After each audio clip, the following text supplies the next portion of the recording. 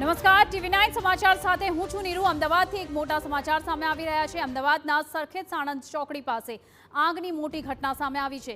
India સ્ટેટમાં ટાયરના ગોડાઉનમાં ભીષણ આગ લાગી હોવાના સમાચાર સામે આવી રહ્યા છે। ટાયરના ગોડાઉનમાં આગ લાગતા જ અફરાતફરીનો માહોલ સર્જાયો છે।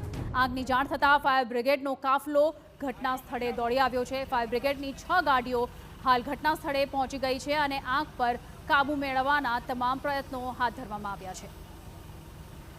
आपने जणावी दईए कि आ भयानक आग है। टायरना गोडाउन में भीषण आग लगी है। अमदावादना सरखेज साणंद चौकड़ी पास इंडिया स्टेट में आ आग लगी है और हाल फायर ब्रिगेड की तमाम टीमों पहुंची गई है घटना स्थले और आग पर काबू मेळववाना तमाम प्रयासों हाथ धरवामां आवी रह्या छे। आ तमाम लेटेस्ट दृश्यों पण आप जोई शको छो TV9 ની स्क्रीन पर।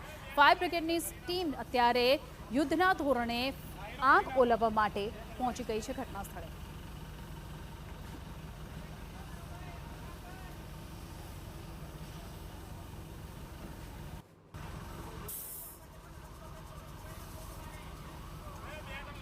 तो आपने जणावी दईए अत्याરના સૌથી મોટા સમાચાર સામે આવી રહ્યા છે।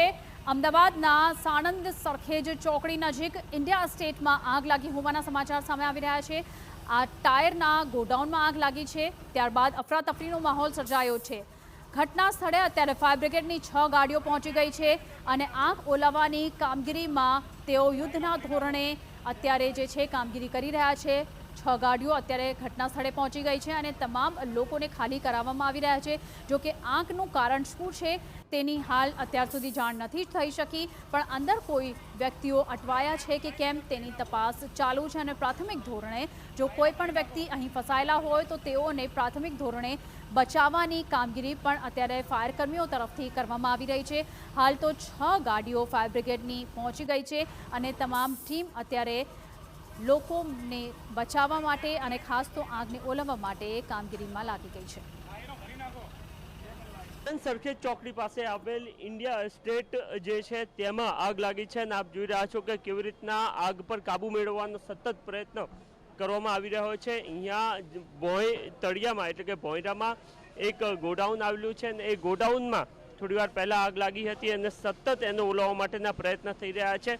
મોટર વ્હીકલના જે સ્પેર પાર્ટ્સ આવે એનું અહીંયા નીચે શોરૂમ છે અને એમાં આગ લાગેલી છે અને એને ઓલવવા માટેના પ્રયત્ન થતાં હાલ આપને જોવા મળી રહ્યા છે। ફાયર વિભાગની ટીમના જે અધિકારીઓ છે આપણી સાથે છે, એમની સાથે વાતચીત કરી શું કંઈ કહી રહ્યા છે। જી, શું કંઈ થયું હતું ને શું અંદર એવી વસ્તુઓ છે કે જેના કારણે સતત ધુમાડાઓ નીકળી રહ્યા છે? અંદર ઘણું બધું પુઠ્ઠા છે અને વેહિકલના સ્પેર પાર્ટ્સ ને એવું બધું દેખાઈ રહ્યું છે પ્રથમ દ્રષ્ટિએ।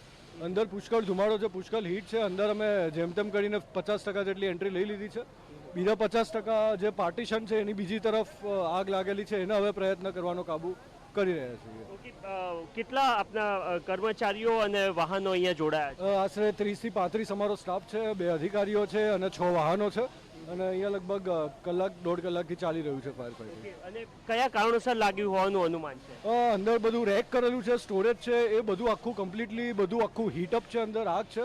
હજુ હાલ કહી શકાય તેમ નથી, જેમ આગ ઠાળે પડશે એટલે પછી અમે લોકો અંદર શોધવાનો પ્રયત્ન કરીએ। તો છેલ્લા 1-1.5 કલાકથી આગ લાગેલી છે અને નીચેની તરફ આગ લાગેલી છે અને બહાર એના ધુમાડા નીકળતા પણ આપને જોવા મળી રહ્યા છે। જે ફાયર વિભાગની ટીમ છે એની 6 અલગ અલગ જે ગાડીઓ છે અહીંયા ઉપસ્થિત છે અને એમના દ્વારા સતત આગ ઓલવવા માટેના પ્રયત્ન થઈ રહ્યા છે। આપ જોઈ રહ્યા છો કે નીચે ભોંય તળિયામાં આ શોરૂમ આવેલો છે અને એના જ કારણે ફાયર વિભાગની ટીમને આગ પર કાબુ મેળવવામાં ભારે જહેમતનો સામનો કરવો પડી રહ્યો છે અને સતત એ પ્રયત્ન થઈ રહ્યા છે કે કેવી રીતના આગ પર કાબુ મેળવી શકાય। ફાયર વિભાગની ટીમ દ્વારા એ પણ જણાવવામાં આવી રહ્યું છે કે આગ કયા કારણસર લાગી એનું સ્પષ્ટ કારણ સામે નથી આવી રહ્યું, પરંતુ નીચે મોટર વ્હીકલના જે અલગ અલગ સ્પેર પાર્ટ્સ, આ સિવાય પૂંઠાઓ અને એ સહિતનો તમામ સામાન પડ્યો છે અને એના જ કારણે એના પર તુરંત જે કંટ્રોલ મેળવી શકાયો હોય એ પ્રકારની બાબતો હાલ સામે આવતી જોવા નથી મળી રહી। પ્રયત્ન હાલ ફાયર વિભાગના જારી જોવા મળી રહ્યા છે। મહેશ સિંધે સાથે નરેન્દ્ર રાઠોડ, TV9 અમદાવાદ।